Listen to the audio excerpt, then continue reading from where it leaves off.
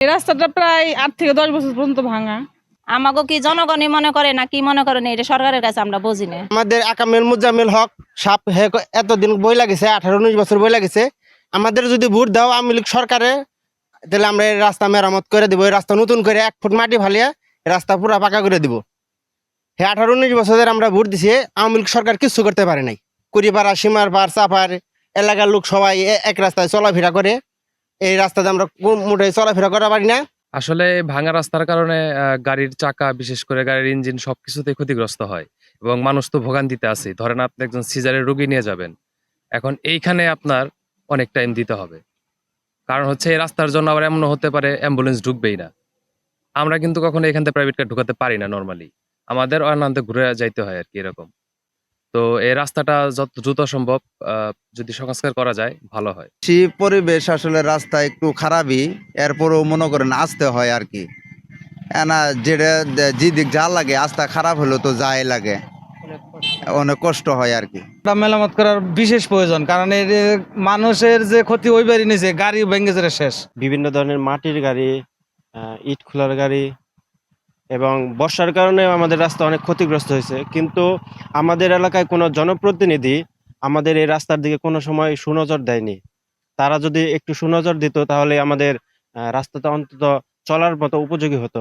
কয়েকটা গ্রামের মানুষ এই দিক দিয়ে চলাচল করে, তারা কখনোই ভালো মতো এই রাস্তা দিয়ে চলাচল করতে পারে না। রাত 9টার পর আমাদের এলাকায় ঢোকা একদম ইম্পসিবল। আসলে এই রাস্তাটা অনেক দিন ধরে ভাঙা, মানুষ চলাচল অনেক অসুবিধা হচ্ছে। এই যে অটো যাচ্ছে, অ্যাক্সিডেন্ট হচ্ছে মাঝে মাঝেই। আপনার দেখা গেল যে চলাচলের সময় অ্যাক্সিডেন্ট হওয়ার পরে মানুষের হাত পা ভেঙে যাচ্ছে, মানুষের অনেক দুর্ভোগ হচ্ছে এবং সংস্কার হচ্ছে না কেন আমরা আসলে বলতে পারবো না। আমরা সাধারণ মানুষ, আমরা তো এইগুলো বলতে পারতেছি না যে আসলে কার কাছে যাব। যাদের কাছে যাচ্ছি ওনারা তারা তখনই বলতেছে এইবারে কাজ পাস হচ্ছে, কিন্তু পর্যায়ক্রমে আমরা কাজ এই রাস্তায় পরিদর্শনে যারা আসে তারা শুধু দেখেই যাচ্ছে, কিন্তু প্রপারলি কাজটা সম্পূর্ণ হচ্ছে না এবং রাস্তা সংস্কার হচ্ছে না। রাস্তাটা বিগত 5-7 বছর ধরে ভাঙ্গা। রাস্তা দিয়ে আমরা সাধারণ জনগণ চলাচল করতে পারি না। চলাচল করতে যে মানুষের যে বিপদগ্রস্ত অবস্থা হয়, এমনকি একজন ডেলিভারি রোগী রাস্তা দিয়ে যাওয়া পথে ডেলিভারি হয়ে যায়, এরকম পরিস্থিতি। আমার মনে হয় না যে বাংলাদেশের মধ্যে এরকম একটা পরিস্থিতির রাস্তা আমরা সীমার পারবাসীরা দেখতেছি বা পাইতেছি। আমরা কোনোখানে যে আমরা এই রাস্তার জন্য কোনো সুরাহা পাই নাই।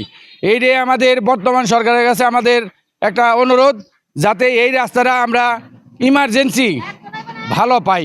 রাস্তাটা ইটের গাড়ি, বালুর গাড়ি, যে রাস্তাটা নষ্ট হয়ে গেছে, রুগী নিয়ে গেলে সমস্যা হয়। রাস্তাটা ভাঙ্গা, কোনো চলাফেরার কষ্ট হয়। চলাফেরা একটু মানুষের যাতায়াত ভালো হবে আর কি, রাস্তাটা তাড়াতাড়ি অতি শীঘ্র ভালো হইলে। এই রাস্তাটা প্রায় 8 থেকে 10 বছর পর্যন্ত ভাঙা। আপনি এই রাস্তা দিয়ে মনে করেন গাড়ি তো দূরস্থান, হেঁটে গেলে তো আমাদের সমস্যা হয়। আর রুগীরা গেলে পরে মনে করেন তাদের সমস্যা তো আরো গুরুতর হয়ে যায়। এই রাস্তাটা আজ থেকে 5-7 বছর আগের থেকেই ভাঙা। এই রাস্তাটা আজও পর্যন্ত কোনো কাজ সরকারে করলো না। আমাকে কি জনগণই মনে করে না কি মনে করেন, এটা সরকারের কাছে আমরা বুঝি না। এই রাস্তাটা এত ভাঙ্গা, মানুষ হাঁটতেও চলাফেরা করতেও কষ্ট হয়, গাড়িতে গেলেও কষ্ট হয়।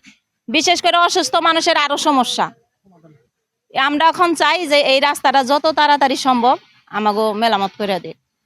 আমরা উপজেলা পর্যায়ে যে অবকাঠামোগত উন্নয়নের যে প্রকল্পগুলো আমরা নিয়েছি, সাধারণত রাস্তাঘাট সংস্কারের এই প্রকল্পের অধীনে এই কাজগুলো হয়ে থাকে। তো আমরা ইউনিয়ন পরিষদের চেয়ারম্যান সাহেবদের সাথে নিয়ে আমরা মিটিং করেছি, সরকারি দপ্তরের কর্মকর্তারা সহ। তারা যে প্রকল্পগুলো আমাদের কাছে পাঠিয়েছে সেগুলো যাচাই বাছাই করে আমরা প্রকল্পগুলো এখন পর্যন্ত স্যাংশন করা হয়েছে, সেই অনুপাতে কাজ হচ্ছে।